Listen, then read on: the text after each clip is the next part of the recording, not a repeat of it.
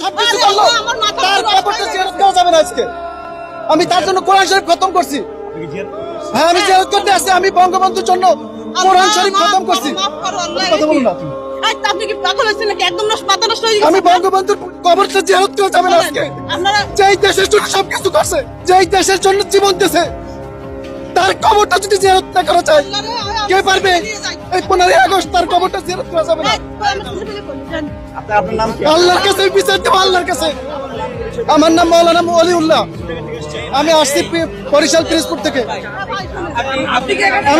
এখানে কি জিয়ারতের উদ্দেশ্যে? আমি জিয়ারতের উদ্দেশ্যে আসছি। আমার পরিবার সহ আমরা বঙ্গবন্ধু পাড়ায় তার বাড়িতে আজকে এইভাবে নির্মমভাবে 15 আগস্ট তাকে শহীদ করা হয়েছে।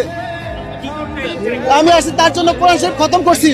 দুইটা খতম দিছি আমি, দুইটা খতম দিছি তার জন্য জিয়ারত করবো তার বাড়িতে। আমি তার নির্মমভাবে যারা 15 আগস্ট তার সব পরিবারে শহীদ করছে, এই দেশের জন্য ব্রিটিশরা তার এই ব্রিটিশদের বিরুদ্ধে আন্দোলন করছে। এই ব্রিটিশরা আবার এই দেশটা দখল করছে। এই ব্রিটিশ বিনিয়োগ শক্তি না না, আমি কোনো দল করি না। এই দেশ আবার ব্রিটিশ এবং পশ্চিমা শক্তি দখল করছে। এখন কি প্রবেশ করতে? এখন না, আমাকে প্রবেশ করতে দিচ্ছে না। আপনি কি প্রবেশ করতে এসেছিলেন? যে আমি তার জন্য কোরআন শরীফ খতম দিছি, দোয়া করবো। আমি এই জন্য আসছি তার পরিবারের জন্য। স্ত্রী নিয়ে এসেছেন? হ্যাঁ, আমি আর স্ত্রী আমার 3 সন্তান সহ আসছি। এখানে জানেন না এখানে বাধা আছে বা এখানে এলে সমস্যা? কেন বাধা হবে এটা আমরা জানি নাকি? সারা বছর তো এখানে সবসময় ঢুকে একজন মানুষ মারা গেছে, তার কবর জিয়ারত করলে এমন কি ক্ষতি হবে? তার পরিবারের সবাই তো এখানে নির্মমভাবে শহীদ হয়েছে এই 15 আগস্টে।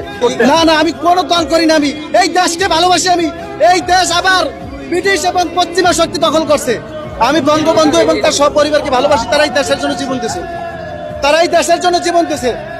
আমার ছোট ছোট আমরা পরিবার সাধারণ গরিব মানুষ থাকি, আসছি। আপনার ওয়াইফটা বলছে আপনার মাথায় সমস্যা আছে। জি, আপনার ওয়াইফ বলছে আপনার মাথায় সমস্যা আছে। যে আমি বঙ্গবন্ধুকে ভালোবাসি, বেশি অতিরিক্ত ভালোবাসি এবং সে দেশের জন্য আমি তার ওই জীবনী পড়েছি। পড়ার পরে আমি দেখছি সে দেশের জন্য এরকম করছে। এখানে তাকে নিয়ে আসলেন? আমি বলছি একটা যাবো, তার জন্য দোয়া করবো, তার বাড়িতে গিয়ে একটু দেখবো। আমি ঢাকায় একটু জুতোর ব্যবসা করে মাদ্রাসায় পড়াই। এর আগে কি আসছিলেন এখানে? এর আগে না, এখানে আসিনি।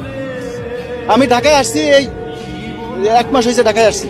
আপনি কি আওয়ামী লীগের কোনো না না, আমি কোনো কোনো কিছু আমি করি না। আমি বঙ্গবন্ধুকে এবং তার সব পরিবারকে এই 5 আগস্টে যে তার নির্মমভাবে হত্যা করছে, এই দেশের জন্য যে সবকিছু দিল, আজকে তার কবরটা জিয়ারত করা কেন নিষেধ হবে?